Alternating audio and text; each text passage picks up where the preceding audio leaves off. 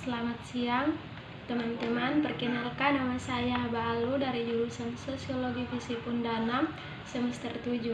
Saya akan menjelaskan tugas saya yang pertama pada mata kuliah Sosiologi Terapan. Nah, ini saya akan menjelaskan tentang perbedaan kelas sosial atau golongan sosial. Perbedaan kelas sosial atau golongan sosial ini merujuk pada stratifikasi sosial dalam kelompok atau masyarakat, di mana biasanya masyarakat kebanyakan memiliki golongan sosial, akan tetapi tidak memiliki jenis-jenis kategori golongan yang sama.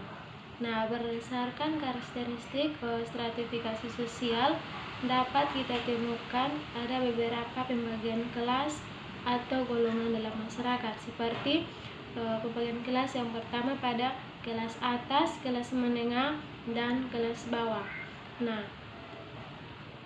sebagai masyarakat tradisional, mereka sering bekerja sebagai pemburu atau pengumpul makanan, dan mereka tidak memiliki golongan sosial dan seringkali tidak memiliki pemimpin yang tetap.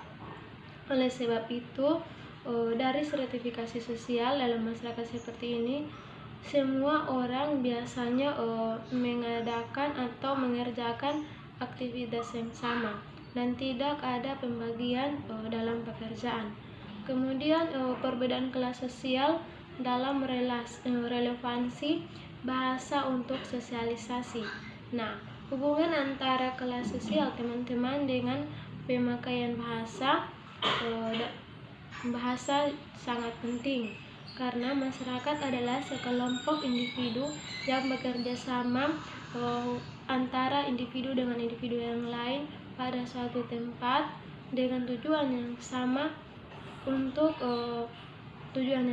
dengan menggunakan bahasa, sehingga mereka tidak bisa melakukan semua aktivitas mereka tanpa menggunakan bahasa.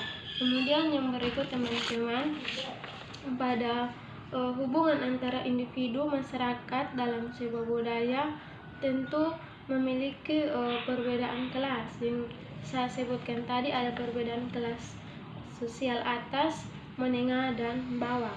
Seperti yang kita ketahui teman-teman, sosialisasi merupakan sebuah proses yang berlangsung sepanjang kehidupan manusia. Nah, di sini ada beberapa agen sosialisasi. Yang pertama yaitu agen sosialisasi dari keluarga, kemudian sekolah, agen sosialisasi dari teman sebaya atau teman bermain. Kemudian yang berikut teman-teman, agen sosialisasi dari media massa. Nah, teman-teman, agen sosialisasi dari media massa ini tentu sangat berpengaruh bagi kehidupan manusia pada saat sekarang, karena berdasarkan yang kita ketahui bersama pada saat sekarang itu teknologi kita berada pada era 4.0 atau di era digital. Nah, teman-teman, salah satu gerakan terpenting dalam ilmu perilaku sejak perang adalah konvergensi minat pada studi tentang proses dasar komunikasi dan mereka fungsi pengaturan. Nah, satu disiplin ilmu yang tampaknya paling terpengaruh sejauh ini adalah ilmu sosiologi. Kemudian poin yang berikut teman-teman yaitu kode register dan dialek sosial. Nah, masing-masing kategori ini teman-teman tidak perlu diragukan lagi karena sudah relevan dengan berbagai bidang sosial. Kemudian yang berikut teman-teman itu tentang kelas sosial, kelompok nominal, dan referensi. Nah, teman-teman, bagian dari hubungan antara latar belakang sosial anak-anak dan penggunaan bahasa mereka. Nah, teman-teman, bagian dari kode register dialek sosial ini orientasinya terhadap kode ini mungkin tidak tergantung pada psikologi anak. Nah, terlepas dari kemampuan aslinya, meskipun tingkat kode yang digunakan akan mencerminkan atribut psikologis murni. Nah, orientasi terhadap kode-kode ini, teman-teman, dapat diatur seluruhnya oleh bentuk hubungan sosial atau lebih umum berdasarkan kualitas struktur sosial. Nah, kemudian yang berikut, teman-teman, diskriminasi perseptual dan verbal pengguna kode yang diuraikan dan dibatasi. Nah, teman-teman, bahasa yang dihasilkan hanya dibatasi oleh topik umum yang benar atau salah, misalnya itu belum terbukti. Pengurungan kode terbatas dikaitkan dengan pengurangan kemungkinan efisien berfungsi dalam tugas yang membutuhkan ketepatan bahasa yang terbatas. Menjadi mungkin dan diinginkan untuk menyelidiki kedua kemungkinan sekolah bayi dan dipilih dari yang sedang dipelajari. Nah, setidaknya dalam dua cara tersebut dielaborasi berlawanan dengan kode terbatas.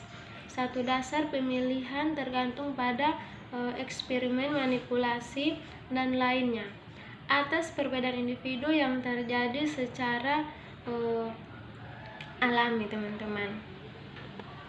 Kemudian yang berikut, kelas sosial dan bahasa kontrol anak-anak. Seperti yang saya jelaskan dari atas, bahwa kelas sosial itu ada 3, yaitu kelas sosial menengah, atas, dan bawah. Nah, bagaimana cara menggunakan bahasa untuk mengontrol anak-anak? Tentu sebagai orang tua menggunakan bahasa yang baik dan benar dan yang mudah dipahami oleh anak-anak, sehingga anak-anak masuk ke pendidikan atau ke perguruan tinggi sudah mengetahui atau sudah mengerti atau sudah bisa menggunakan bahasa yang baik dan benar. Kemudian yang berikut, teman-teman, yaitu bahasa dan sosialisasi. Nah, teman-teman, seperti yang kita ketahui bersama, bahasa itu kan untuk beradaptasi dengan sesama atau untuk bersosialisasi dengan orang lain, sehingga tanpa sosialisasi atau sehingga tanpa bahasa tidak bisa jalan sendirinya tanpa adanya sosialisasi. Nah, masalah sosialisasi ini masuk ke dalam sebuah ilmu sosial melalui beberapa cara. Nah, ini masalah sebagian berkisar pada sifat ganda dari tugas. Setiap studi tentang anak sosialisasi menyangkut perkembangan individu manusia dan berkelanjutannya di generasi baru atau generasi yang akan datang. Nah, ada masalah kedua juga, teman-teman, bagi individu atau bagi anak-anak yang baru lahir menjadi manusia. Nah, masalah perkembangan sosiobiologis itu menjadi anggota tertentu harus melalui penguasaan budaya dalam masyarakat yang ada di tempat tersebut. Nah, teman-teman, dan kontrol masyarakat juga dipandang sebagai eksternal individu. Nah, siapa secara alami akan bertentangan dengan tatanan sosial. Nah, salah menggambarkan ini sebagai masalah kontrol sosial. Namun, studi sosialisasi menunjukkan bahwa jika itu ingin dicapai sosial kontrol, bentuk yang dijelaskan oleh Ross mengharuskan individu untuk menjalankan pengaturan diri. Nah, dalam bentuknya seperti yang ditunjukkan menjadi manusia juga secara sosial, pengalaman yang diatur. Kontrol sosial tidak hanya pelaksanaan kontrol pada individu, tetapi juga merupakan praktik kontrol oleh individu. Nah, teman-teman, kontrol harus dibuat agar atau berfungsi di kehidupan sehari-hari individu yang harus atau yang mampu mengenali dan menerima kendali dalam diri setiap individu. Nah, teman-teman, yang berikut ada poin yang terakhir, masyarakat sebagai tatanan moral. Nah, Perilaku masyarakat hanya bisa dicapai melalui kemampuannya untuk mengerahkan tenaga atau kekuatan yang tak terbantahkan pada pembentukan individu-individu komponennya. Nah, ini adalah merupakan sebuah moral yang memaksa, di mana laki-laki tidak mengikuti peraturan masyarakat karena ada pilihan, karena pilihan tetapi dari kebutuhan. Nah, kebutuhan moral untuk bersosialisasi. Nah, konsep manusia yang selalu bersosialisasi salah telah menyarankan bahwa tradisi studi yang dihasilkan dari Durkheim, model internalisasi Freud, telah mengabaikan kemungkinan konflik antara individu dan masyarakat. Nah, pandangan ini yang berkembang dalam masyarakat bahwa sosialisasi yang memadai adalah ketika kebutuhan masyarakat menjadi kebutuhan yang disosialisasikan. Nah, itu salah satu kecocokan yang sangat baik. Nah, kemudian meskipun pria karena kebutuhan sosial mereka tidak disosialisasikan, tetapi itu tidak menjadi masalah. Nah, teman-teman, mungkin hanya itu saja yang bisa saya sampaikan pada tugas pertama saya, sosiologi terapan. Sekian dan terima kasih. Selamat siang.